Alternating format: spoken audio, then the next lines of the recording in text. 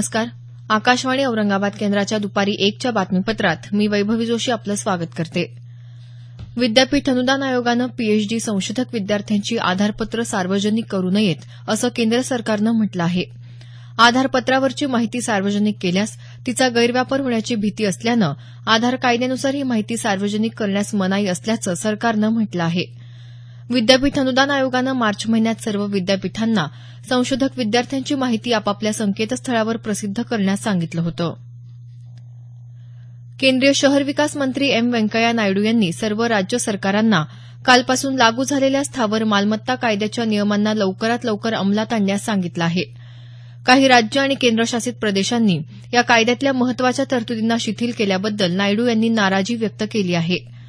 संसदेच्या कायद्याच्या काही मर्यादा आहेत आणि त्यातल्या तरतुदींना शिथिल करता येणार नसल्याचं त्यांनी राज्य सरकारांना लिहिलेल्या पत्रात म्हटलं आहे.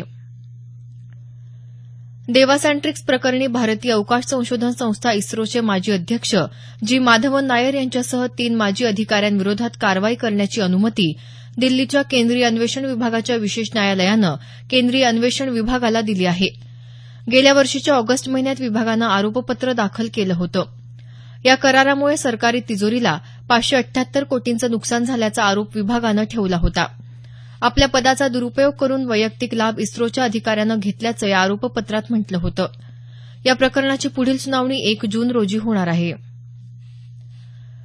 शिक्षकांच्या बदल्यांसंदर्भात राज्य सरकारच्या ग्रामविकास खात्यानं जे नवे नियम लागू करत असल्याबाबतचं 27 फेब्रुवारी रोजी परिपत्रक काढलं आहे त्याला महाराष्ट्र राज्य प्राथमिक शिक्षक समितीचे बीडचे जिल्हाध्यक्ष दिलीप ढाकणे यांनी मुंबई उच्च न्यायालयाच्या औरंगाबाद खंडपीठात आव्हान दिलं आहे.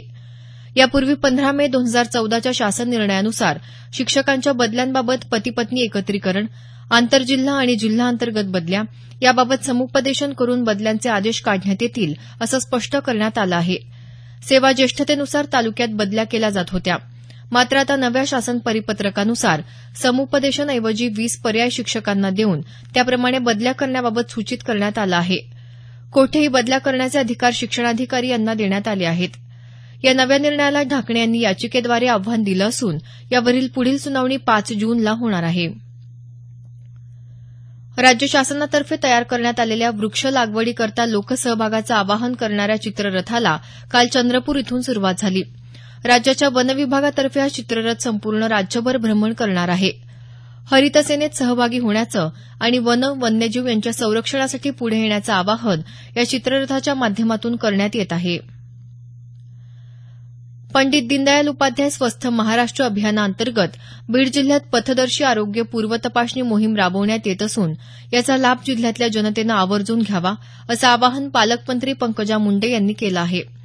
बीड इथं आरोग्य तपासणीच्या नोंदणी कक्षाचं उद्घाटन करताना त्या बोलत होत्या. पंडित दीनदयाल उपाध्याय स्वस्थ महाराष्ट्र अभियान बीड जिल्ह्यासह राज्यातल्या 6 जिल्ह्यात राबवण्यात येत आहे. येत्या 27 मे पर्यंत हे अभियान राबवण्यात येणार आहे. नांदेड इथं जिल्हा अधीक्षक भूमी अभिलेख कार्यालयाच्या नूतन इमारतीचं लोकार्पण पालकमंत्री अर्जुन खोतकर यांच्या हस्ते झालं. यावेळी त्यांनी इमारतीतल्या विविध शाखांची पाहणी केली. नागरिकांच्या सुविधेसाठी अद्ययावत इमारत उपलब्ध झाल्याबाबत आणि त्यातील सोयीसुविधांबाबत खोतकर यांनी समाधान व्यक्त केलं.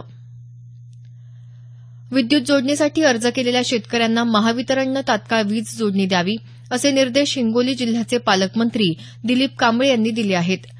जिल्हा नियोजन समितीच्या बैठकीत ते काल बोलत होते. शेतकऱ्यांच्या प्रश्नाबाबत शासन अतिशय गंभीर असून शेतकऱ्यांच्या समस्या तात्काळ सोडवण्याचं काम संबंधित विभागानं करावं असं ते म्हणाले. मलेशियातल्या इपोह इथं सुरू असलेल्या सुलतान अझलान शाह हॉकी स्पर्धेत तिसऱ्या फेरीत आज भारत विरुद्ध ऑस्ट्रेलिया सामना होणार आहे.